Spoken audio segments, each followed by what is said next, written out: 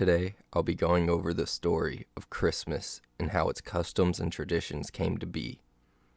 With Christmas first appearing in the 11th century as an amalgamation of Christes Mass in 1036, meaning Festival of Christ, the influence of this, though, are much earlier.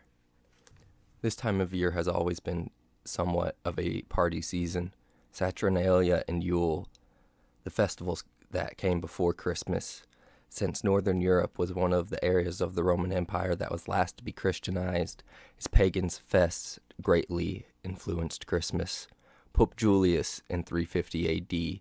settled on December 25th as Christmas, and many see this as a way to Christianize pagan fests that happened at this time. But this is based on a 9th century source. Another theory may be because in 274 A.D., Emperor Aurelian dictated the 25th as the birth of Sol Invictus. Another reason could be because Jesus died during Passover, which in the 3rd century was March 25th, and they assumed Jesus was born 9 months later on December 25th. Early Christian writers suggest that the choice of the solstice for Christmas was because this day the sun reversed its cycle from south to north, connecting the birth of Jesus to the rebirth of the sun. In the 5th and 6th century, the Germanic invaders were not Christian, but did celebrate the 25th, and according to Bede, writing in the 8th century, they began the year with December 25th, the day we now celebrate as Christmas, and the very night to which we attach special sanctity.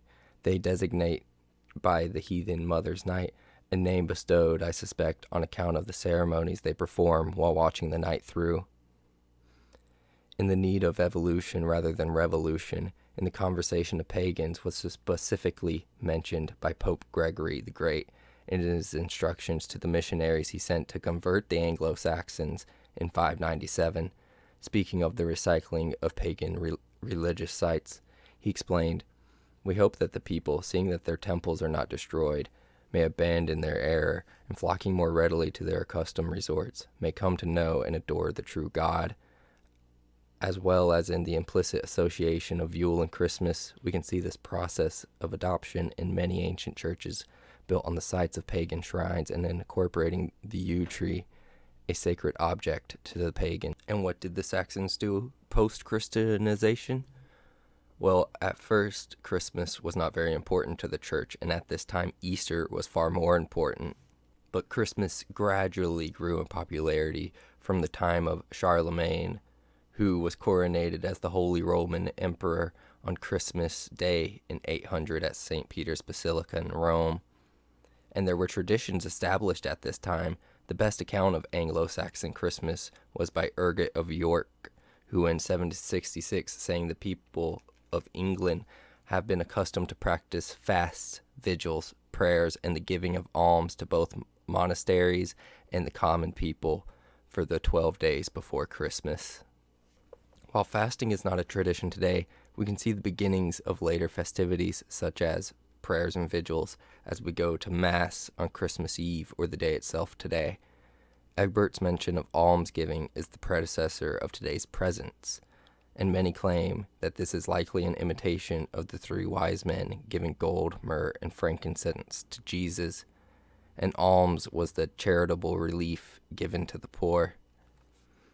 And at this time, Alfred the Great was greatly influenced by the Frankish court. His stepmother Judith, who was great-granddaughter of Charlemagne, seems to have shared his belief on the importance of Christmas, and Alfred even made a law that anyone had to take holiday engaged in the most important of occupations, from Xmas to the 12th night, and some say this made Alfred vulnerable to Viking attack, and on January 6th, 878, he was defeated by the Vikings the day after the 12th night, at the Battle of Chippum, led by Guthrum, breaking the 2 previous truces.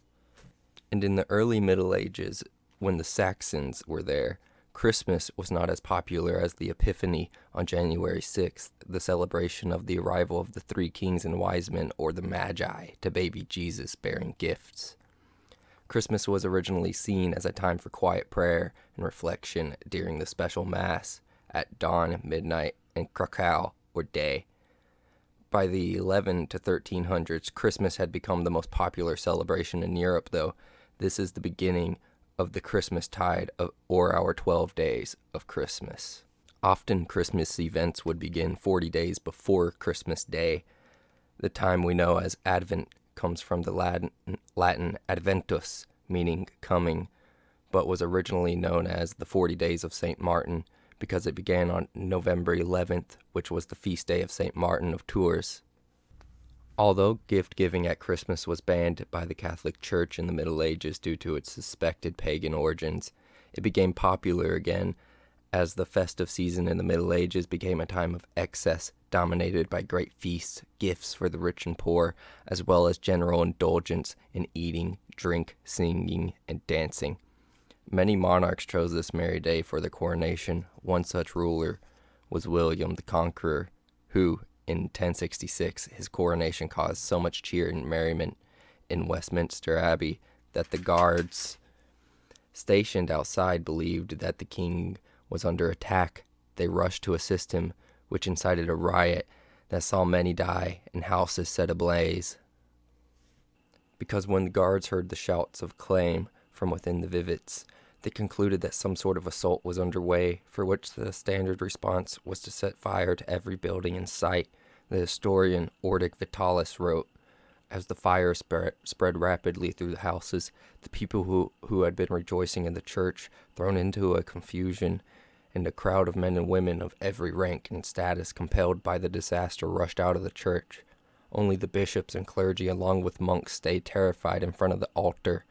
Only just managed to complete the consecration rite over the king, who was trembling violently. Nearly everyone else ran towards the raging fire, some to fight it bravely against the force of the flames, but more hoping to grab loot for themselves amid such confusion. The English, believing there was a plot behind something so completely unlooked for, were extremely angry, and afterwards held the Normans in suspicion, judging them treacherously. And carolers, going from door to door, spreading joy and cheer, is actually a result from the church banning carolers in churches. In the medieval times, many carolers took caroling seriously, as in to sing and dance in a circle, which interrupted the more serious masses, so the churches sent the carolers to the outside. Thus began the public caroling. And during this festive time in the medieval ages, goose was the most common meal, with venison being a close second if goose was not available, but the poors were never permitted to have the best cuts of meat, though occasionally a lord may be enticed to donate their lesser cut of meat from the family deer, the offal, which has been known as the umbles. And to make this meat go farther, it was mixed with ingredients to make a pie. In the case of the poor, they would often make humble pie, the origin of today's saying of humble pie. And Boxing Day was traditionally seen as a reverse of wealth, where the rich give to the poor. In medieval times, the gift was often money put into a shallow clay pot with a small slit in the top, which had to be smashed for access. These often were called piggies and were the origin of today's piggy banks. Unfortunately, Christmas fell on a traditional quarter day, one of the 4 days of the financial year where the poor tenants would often have to pay rent on Christmas. Moving on to the Tudor era, the Yule log was thought to have come from a midwinter ritual brought by the early Vikings, who built massive bonfires for their festival of light. And Yule has been in the English language for centuries as an alternative to Christmas. And at this time, the earliest published book of carols was published in 1521 by Wynkyn de Worde, which included the Boar's Head Carol, which is a carol that describes the tradition of sacrificing a boar and presenting its head at the Yuletide feast. Caroling was even more popular in the Tudor times as a way to celebrate Christmas.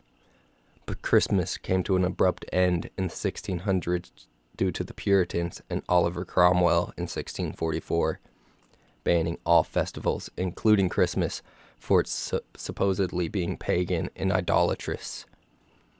And caroling was basically extinct until the Victorian times when they reinstated the concept of the Old English Christmas. Their carols included such classics as The Night, the Holly, and the Ivy, as well as making the new ones like Away in a Manger, O Little Town of Bethlehem. And the tradition of not working also continued. All work would cease for Christmas and would recommence on the Monday after the 12th day of Christmas. One festive dish of this time was typically minced pies, and were often eaten and made with 13 ingredients to represent Jesus and his apostles.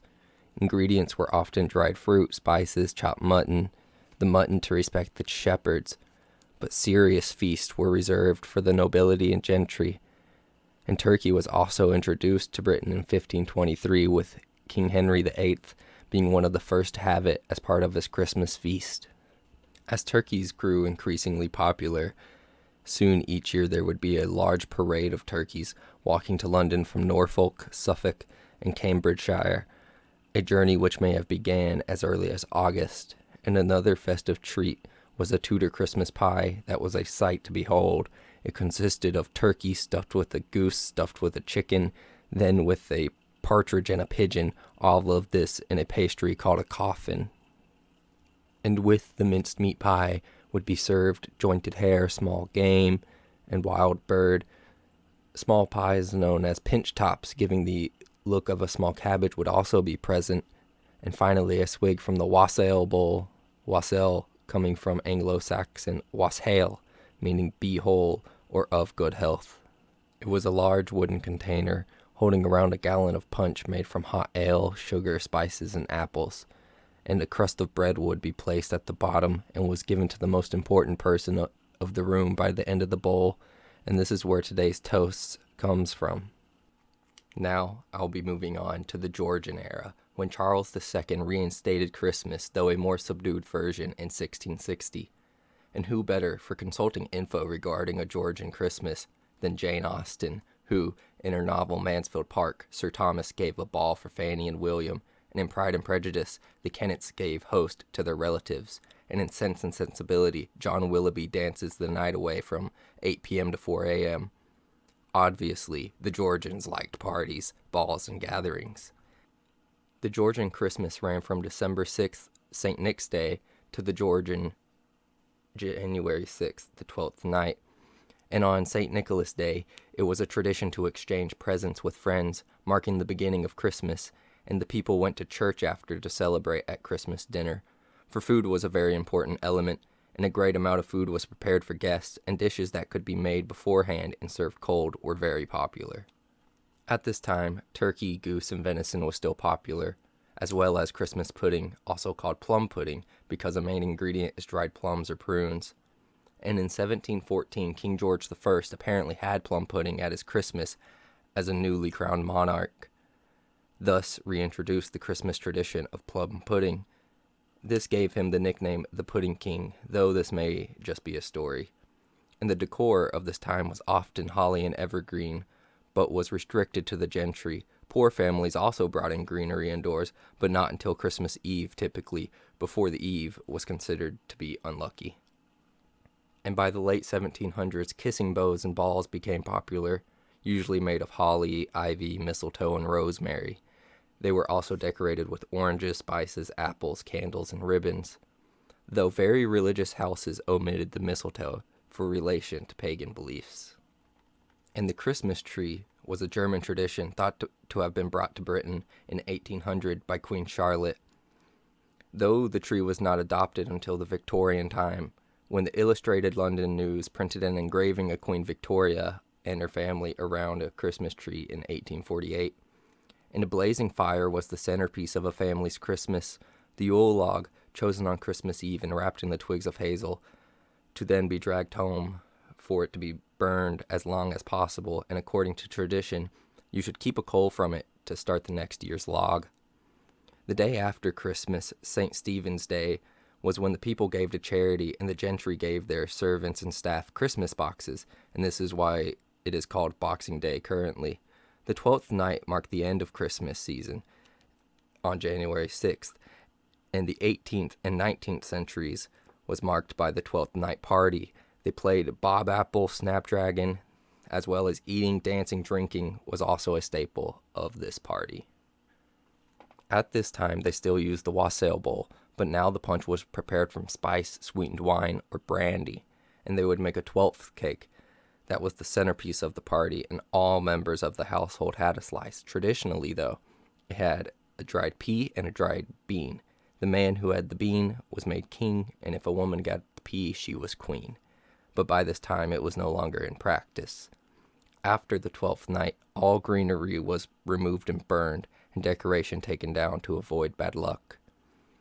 And the extended Christmas season sadly ended at this time due to the Industrial Revolution and a decline in rural life. The employers needed workers to work through the festive period, thus, the modern shortened Christmas came to be. And finally, I'll be touching on the Victorian era. Before 1837, no one in Britain or the U.S. has heard of Santa Claus or Christmas crackers. There were no Christmas cards, and most had no holidays from work. But the wealth and tech advancements of the Industrial Revolution was to change Christmas forever. The do-gooders of the era, like Charles Dickens, wrote books like Christmas Carol in 1843, which encouraged the wealthy to give gifts and money to the poor, and began to transform the Christmas spirit. With the wealth of the new factories and industries, it made it possible for its employees to have a 2-day break, being Christmas Day and Boxing Day, and the new railways allowed those who moved from the country to the city for work to return home for a family Christmas to spend time with family and friends. At this time, the Scottish preferred to postpone the celebrations a few days to welcome in the new year in the style that is Hogmanay. Christmas was not yet a holiday in Scotland until the years after Victoria's reign, and in the last few decades was Boxing Day included. Toys, a staple of most Christmases. Early in Victoria's reign, toys were still mostly handmade and expensive, which often restricted them to the children of the rich. But with factories came mass production, which made toys, games, books, and clockwork toys more affordable, at least to the mid-class. Though, in a poor child's stocking, which first became popular around 1870, an apple, orange, or maybe even a few bits of nuts were to be found. Now, I feel many people mix Father Christmas and Santa Claus into the same person, though they are actually two separate stories and figures. Father Christmas was originally from an old English midwinter festival, normally dressed in green, which was a sign of the returning spring. And the stories of St. Nicholas came to America from the Dutch immigrants in the 1600s, and in the 1870s, Sinterklaas became Santa Claus in Britain, and with that came the reindeer and sleigh. The origins of Christmas cards began when the penny post came to Britain in 1840 by Rowland Hill. His idea was a penny stamp paid for a letter or a card to go anywhere in Britain. This idea paved the way for sending the first Christmas cards. Sir Henry Cole tested this in 1843 when he printed 1,000 cards for his art shop in London for 1 shilling apiece. This grew very popular, especially after 1870, when postage became half a penny due to the new railroads. And by this time, turkey began costing too much for most. So in northern England, roast beef became a popular Christmas dish, with goose being preferred in the south and London, but many made by with rabbit, for the others were far too expensive. But happily, by the end of the century, most could have their turkey dinner. And Prince Albert helped make the Christmas tree popular when he brung the tree with him from Germany in the 1840s. And this is the story of Christmas's foundation in history, from the pagans and Romans of old to the industrious Georgians and Victorians. Thank you for watching today's video, and don't forget to like, subscribe, and comment. Let me know what topic you would like me to do next, and it may be my next video.